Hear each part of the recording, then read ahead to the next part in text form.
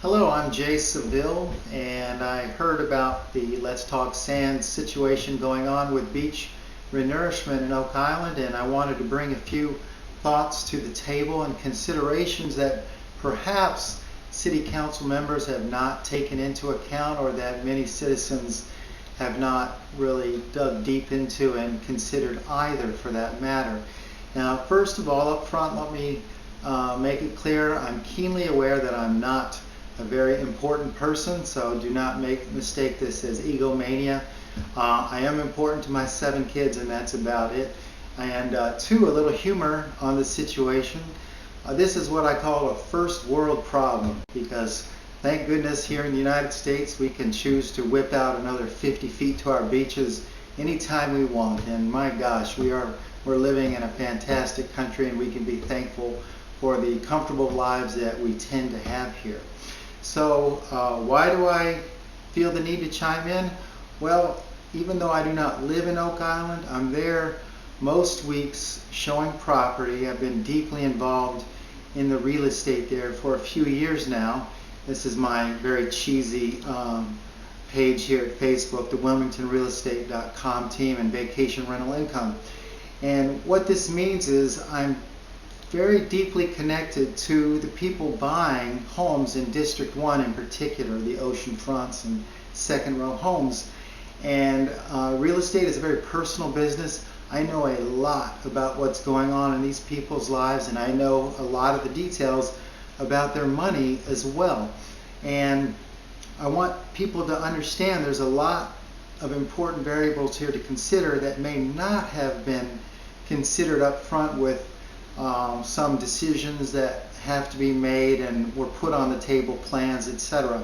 In fact, I'm pretty sure important variables and considerations were not on the table. Otherwise, we wouldn't be thinking about a solution of hitting District 1 homeowners with a $7,000 tax or penalty for owning their homes there. And let me explain this in detail with some markups, etc. Most of the people buying these homes, probably 80% right here, are second home buyers, investors. Usually they're doing this for the first time, and these folks tend to be regular and middle class people and maybe upper middle class people. Very rare to have very wealthy people buying these, just regular Americans like most of us. And to pull these purchases off, they need the numbers to work, or it's a no-go. They cannot afford these homes. They're usually buying on pretty thin margins. They need the rental income to balance out the fees to pull off this dream that they've had for years in most cases. I'm just going to be at my website here and use this house as an example. It's not an Oak Island because I didn't want to infringe on anyone's privacy, but it's representative of a pretty standard cottage we might have at Oak Island. And I'm going to just call it a $700,000 house with 4 bedrooms, and it looks like it would fit in really well in Oak Island. So how do the numbers work here? Well, a $700,000 home with 4 bedrooms, it might gross $60,000, okay?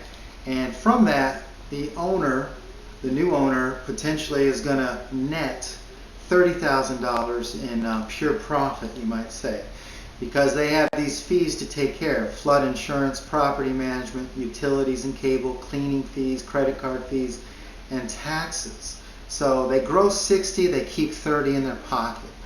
Well, if they put 20% down, and a lot of folks only put 10 and 15% down, but if they put 20% down, they're going to have a $560,000 mortgage. So those expenses add up to $30,000.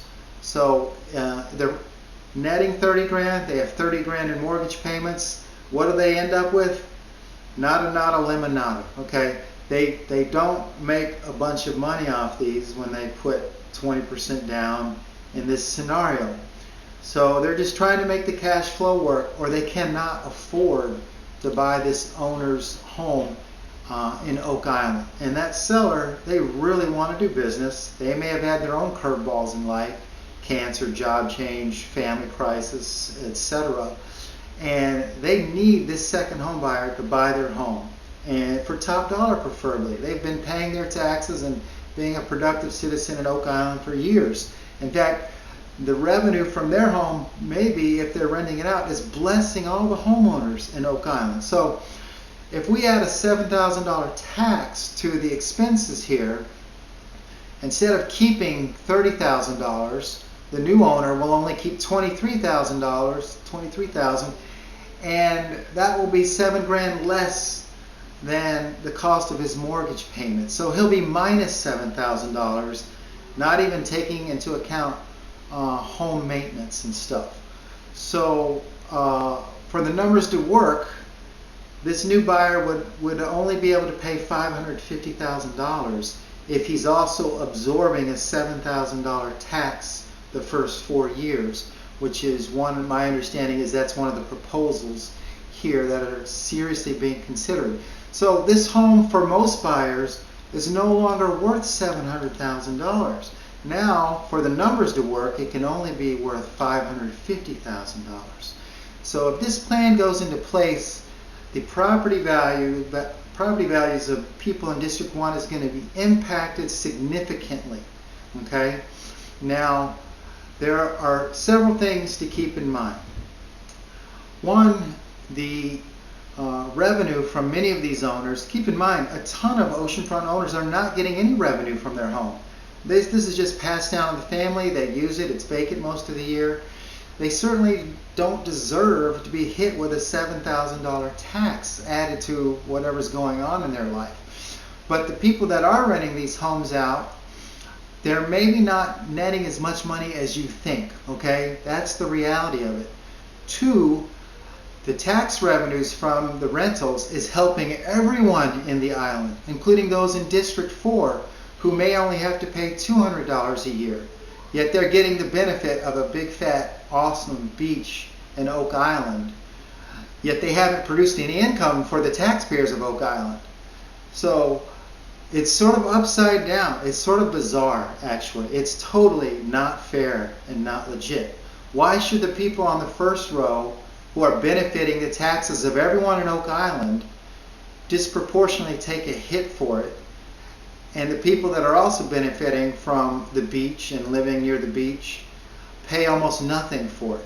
The people that own the oceanfront homes do not own the beach. They just happen to be right there, and thank goodness a lot of them rent their properties out and help all the owners in Oak Island, including Districts 3 and 4, with the tax revenue that helps keep their taxes lower and helps them have better parks and services, etc.